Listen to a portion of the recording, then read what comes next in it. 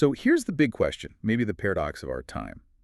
Can a country, let's say $38 trillion in debt, really fractured politically, facing a major global competitor, can it just invent its way out of what looks like financial collapse? Yeah, I mean, is technology like some miracle cure stronger than these historical cycles that seem almost like iron laws? That's exactly it. It feels like the ultimate American crossroads right now. Absolutely. And we're looking at these two, well, radically competing ideas for what happens next. On one hand, you've got this historical doomsday clock, set by thinkers like Ray Dalio, maybe Balaji, Srinivasan, predicting this kind of rupture. Right, the decline, the anarchy. But then there's this other path, a path of hope, maybe even a miracle powered by AI, and, well, a pretty unconventional financial asset. And that's what we want to dive deep into today. We're going to unpack the source material, look at the actual math, and show you why banking only on an AI miracle probably isn't enough to get escape velocity from this debt. Yeah, the numbers are pretty stark when you run them. We'll break down why the only, let's say, mathematically plausible way out seems to involve this massive strategic financial shift. We're talking a multi-trillion-dollar gamble, really, on the government's own balance sheet. Exactly. So our mission for this deep dive is to kind of synthesize these different frameworks, Dalio, Balaji, Michael Saylor, and try to figure out the real probability. Is it collapse under debt, or is there this escape velocity? We'll walk you through the financial metrics, the social stuff, the tech angles, everything that defines this huge inflection point for the U.S. But hey, before we jump into all that, we really, really want to say thank you. The response to these deep dives has been just incredible. Yeah, honestly, overwhelming. The feedback's been amazing. Mm. And a lot of you have asked us about video. You want to see the charts, the data points we talk about. We hear you loud and clear, and we're actively working on making that happen. We're looking into tools, professional ones, specifically this thing called the Mosaic AI video editor. Yeah, Mosaic, it looks like it could really help automate turning these audio deep dives into something, visually engaging. But here's the thing. To get the resources, the funds really, to buy a professional tool like that, we need your help. We need to hit 1,000 subscribers. Okay, so if you find this conversation valuable, if you get something out of these deep dives, please hit that subscribe button. Share it with your friends, your network, anyone you think might be interested. Help us grow the channel so we can actually take that leap into video for you. We really appreciate it. Okay, now, let's get into the thick of it. Let's unpack this material. Right, let's start with the diagnosis. The really compelling and, frankly, kind of terrifying view comes from Ray Dalio. The macro investor guy looked at, 500 years of history? Yeah, 11 major empires. Mm. And his big takeaway is that history isn't just random chaos. It's predictable, almost like an algorithm. And he argues the U.S. is, deep in the late stage of these repeating cycles. You've got these debt cycles, like 50 to 100 years. And then the bigger ones, the empire life cycles, maybe 250 years. Exactly. And Dalio's genius, I think, is showing how these three different forces, they seem separate, but they always lock together and kind of speed up the decline.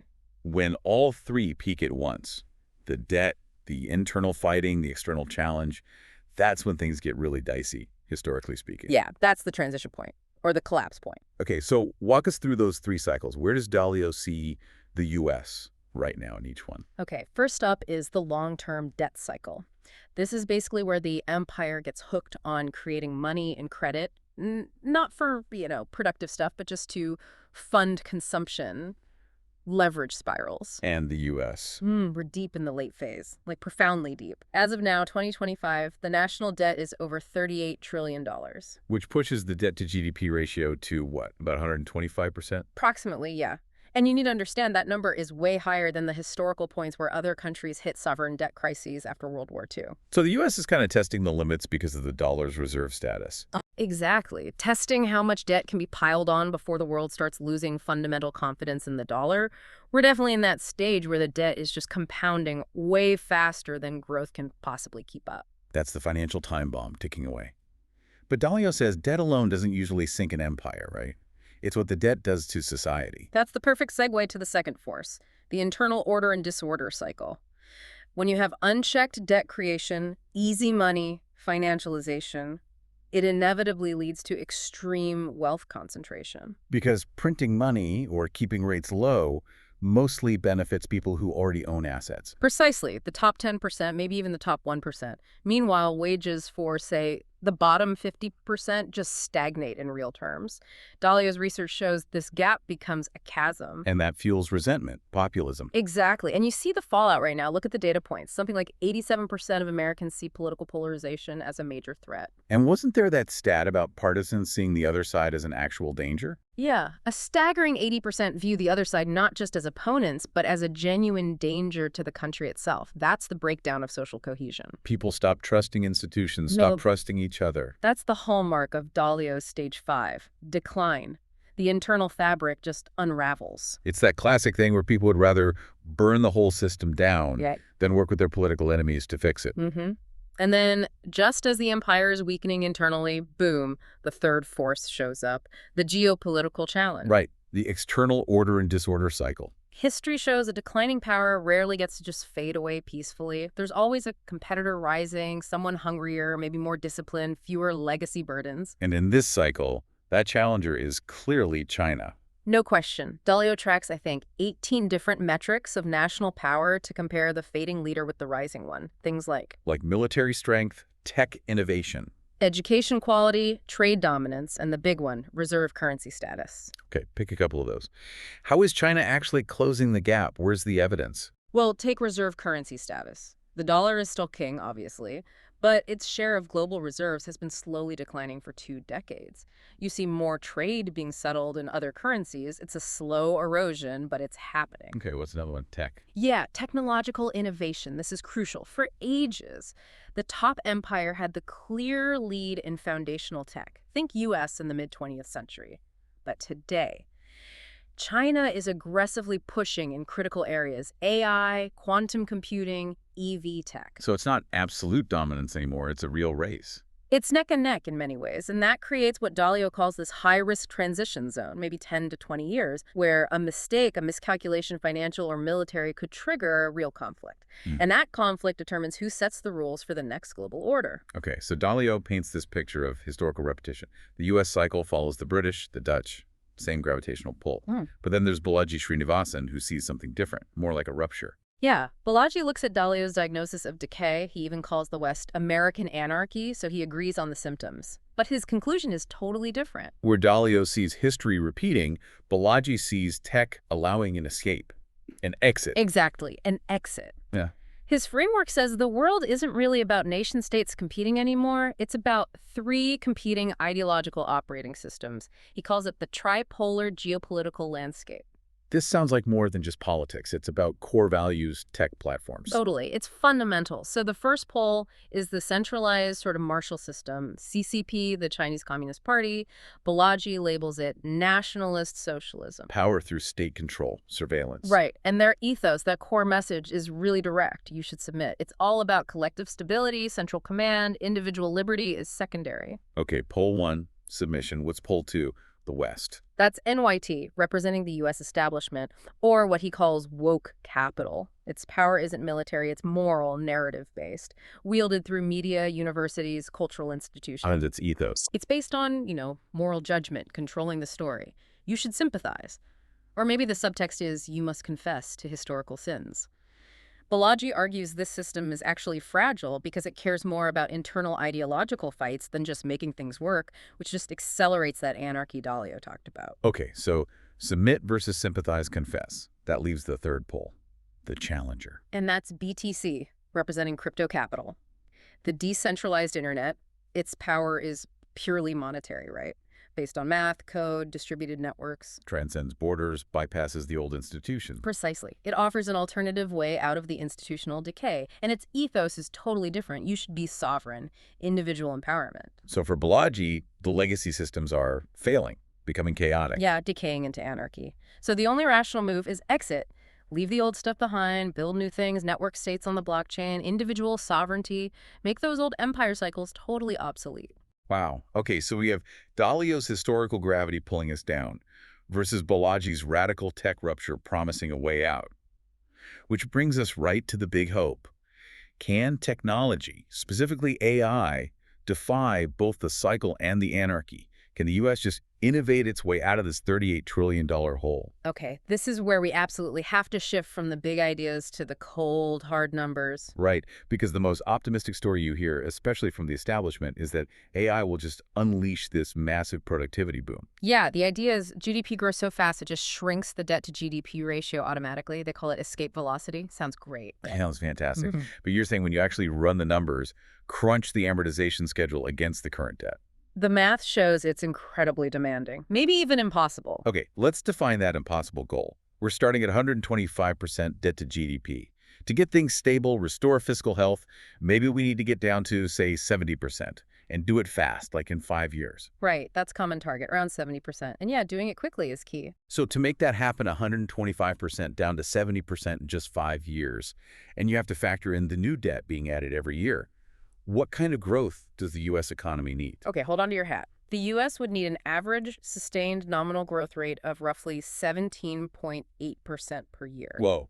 Okay, let's pause there. 17.8% Annually. for 5 years straight. Just give us some context for that number. What does the CBO project? The Congressional Budget Office, they're projecting real growth around like 1.8% to 2.2% over the next decade. Okay, so add inflation, maybe nominal growth hits 4%, maybe 5% in a really good year. Exactly. So 17.8%. I mean, where do you even see numbers like that historically? Is there any parallel for a big developed economy? Almost none. You might see spikes like that in like immediate post-war recoveries when everything's being rebuilt from scratch, or maybe in small developing countries having a super fast but usually short industrial boom. So for the U.S., a mature economy to sustain 17.8%. It would need productivity gains that are just astronomical, beyond anything even Silicon Valley dreams of, plus really high inflation that somehow doesn't spiral out of control. It's only ever happened for very brief periods, usually followed by nasty recessions. It's basically the definition of a statistical impossibility. Okay, fine. Impossible goal discarded. Let's try a scenario that's just highly optimistic. Like the kind of boom an AI revolution might deliver even if it blows past all the official forecasts, let's say 6% nominal growth. Okay, let's model that. A sustained 6% nominal annual growth, which is still very strong and optimistic. Let's run it for 7 years, say 2025 through 2032. All right, 6% growth for 7 years. What happens? This is where the brutal reality of that compounding debt really hits home. We start in 2025, $37.6 trillion debt, GDP around $30.1 trillion. But the killer is the annual deficit. We have to add the new debt each year. You absolutely have to. Projections show the U.S. adding an average of about $2.2 trillion in new debt every single year for the next decade. That's driven by things like Social Security, Medicare, plus the rising interest payments on the existing debt. So even with 6% miracle growth, we're still digging the hole deeper by over $2 trillion a year? Precisely. So over those 7 years, you add another $15.4 trillion in new debt. That pushes the total national debt in 2032 up to $53.04 trillion. Okay, so the debt explodes. What about the GDP side with that 6% growth? Well, starting from $30.1 trillion, 7 years of 6% compound growth gets the GDP up to $45.29 trillion, which honestly is a huge economic boom. That's a massive success story for productivity. The moment of truth. You divide the massive $53 trillion debt by the massive $45 trillion GDP. What's the ratio? The resulting debt to GDP ratio in 2032, it only improves slightly. It goes from 125% down to 117%. Wow, 7 years of amazing 6% growth, and the ratio barely budges. The math is just undeniable. Even massive, sustained, almost miraculous growth cannot fix this when you have structural deficits adding trillions to the principal every year. AI is powerful, yes, but the debt hole is just too deep and growing too fast. You can't outgrow a debt problem if the debt itself is growing faster than your ability to tax that growth. That's the bottom line. Productivity gains alone aren't enough. Okay, but here's where it gets even more complicated, right? Let's imagine, just for argument's sake, AI could deliver that impossible 17.8% growth. Even then, there's a huge risk. It could actually worsen Dalio's internal conflict cycle. Yes. This is the AI paradox. It might solve the economic numbers hypothetically, but blow up the social side. It's the double-edged sword of technological revolution. Exactly. AI promises incredible efficiency, sure, but big tech shifts always involve what economists call skill-biased technical change. Meaning the benefits don't spread evenly. Not at all. Think about the Industrial Revolution, the automated looms. They destroyed weavers' jobs but created new, high-skilled jobs for mechanics and designers. The gap between the winners and losers was huge, and it led to decades of social unrest. And the modern parallel with AI seems even starker. It's not just factory jobs, it's white-collar work too. Right. Legal research, coding, data analysis, AI is coming for those functions. And it disproportionately rewards the people with the high-level skills to use the AI, the prompt engineers, the AI researchers, the data scientists. While displacing lower or mid-skilled workers. Yeah, you don't need 5 average coders anymore if you have one expert AI manager guiding the AI to do the work of 5.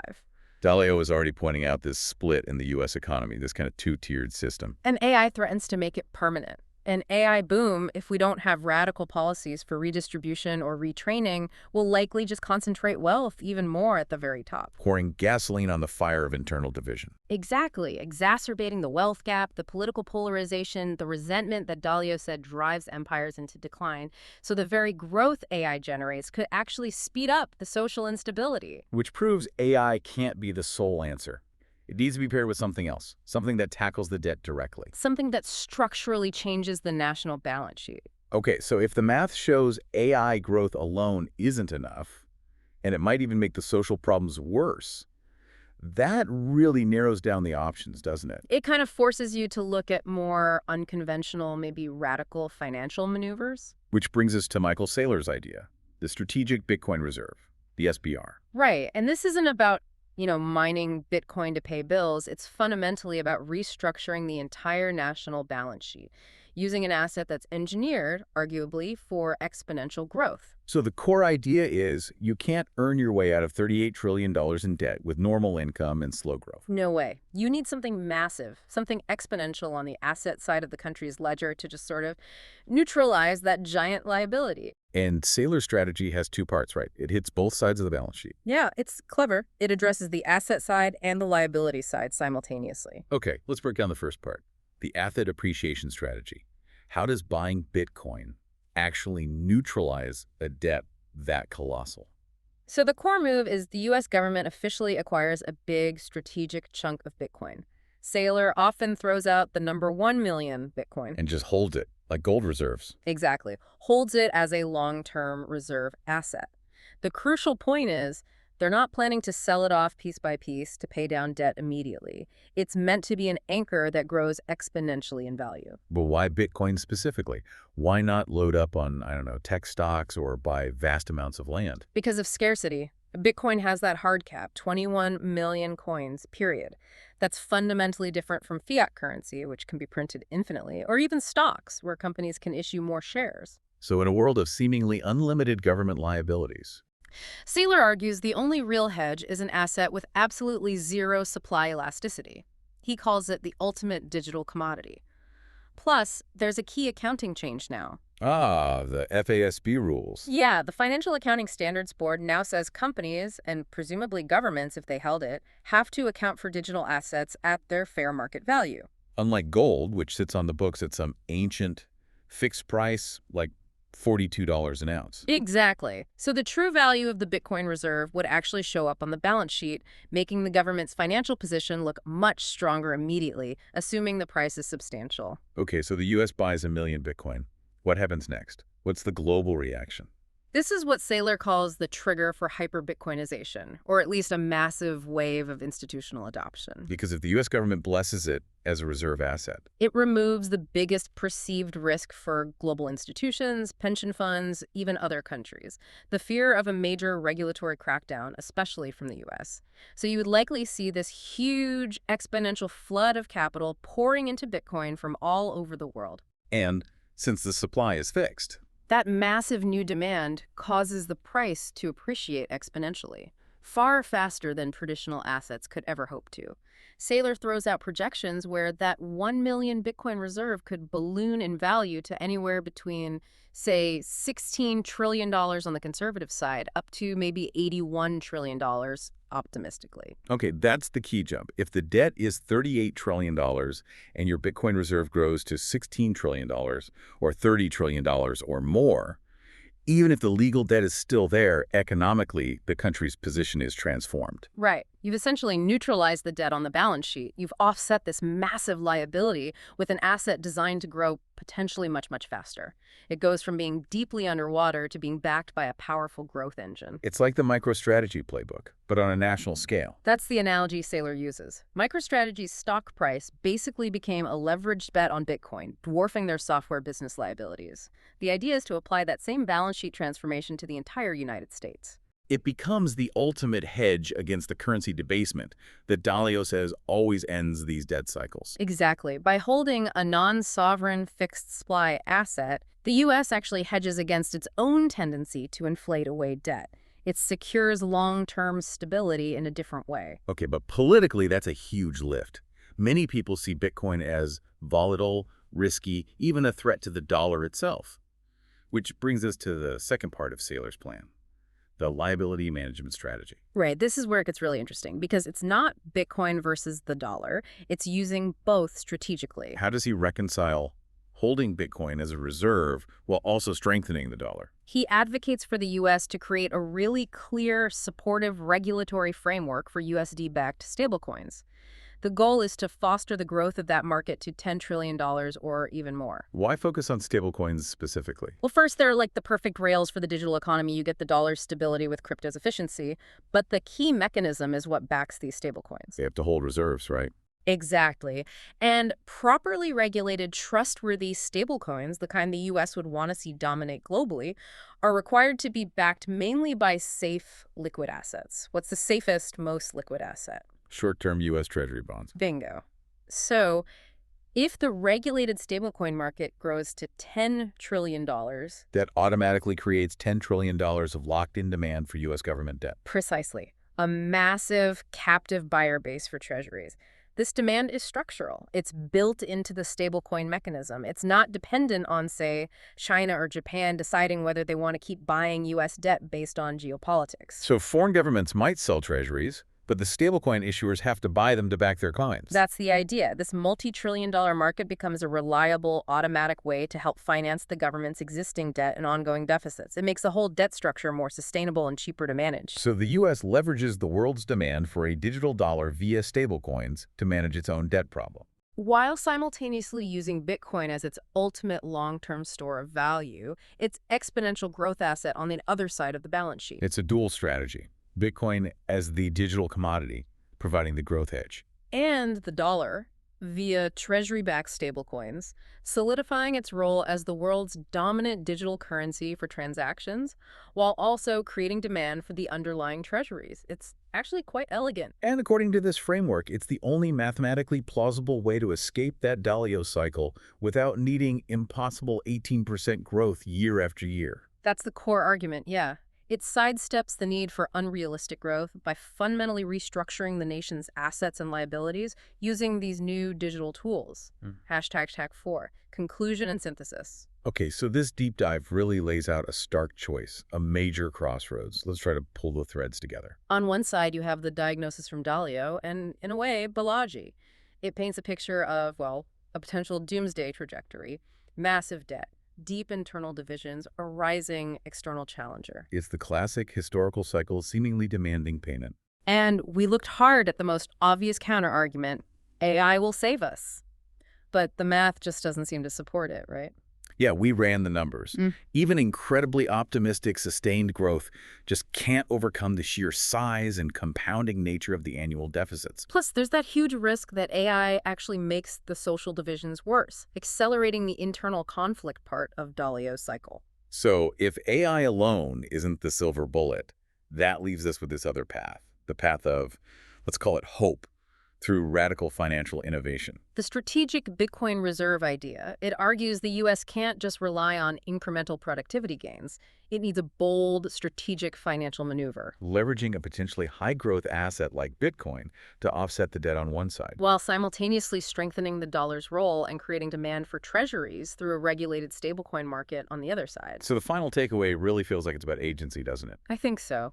The Dalio Balaji diagnosis is a serious warning. It's a look at the historical probabilities, but it's not necessarily a fixed destiny. History suggests decline, but human ingenuity could offer an escape hatch. Right, but that ingenuity has to be applied not just to building cooler tech like AI, but also to redesigning the financial architecture itself. The SBRAI vision, it's a huge opportunity, maybe the only mathematically sound one, but it's definitely not guaranteed. It would require some really proactive, unconventional, frankly, courageous political decisions. Yeah. Embracing the future instead of just managing the decline of the old system. Yeah, the future isn't written yet. It depends on the choices made now. Believing in ingenuity, building that path forward, trying to defy that historical gravity. And that's really why we do these deep dives. We're committed to sharing this kind of information, exploring these complex ideas, and continuing the conversation with you. Which brings us back to the video idea. We really do want to make these visually engaging for you. Charts, graphs, seeing the data really helps grasp these concepts. Absolutely. And again, we need your help to make that possible. Getting to 1,000 subscribers is the milestone we need to hit to unlock the resources for the right tools. We've got our eye on that Mosaic AI video editor. You can find them at mosaic.so, mosaic.so. Yeah, it looks like it could make creating quality video content from this audio so much easier. It talks about automatically finding B-roll, syncing things up, making clips. It saves creators like us a ton of time and effort. Which means we can focus on the research and the conversation. So if you value these deep dives, if you want to see them in video format, please hit subscribe. Tell your friends, share the link, help us get there. We'd be incredibly grateful. Your support really does make all this possible. We appreciate every single listener and subscriber. Okay, that's it for this deep dive. Until next time. Keep listening to Lottie's songs.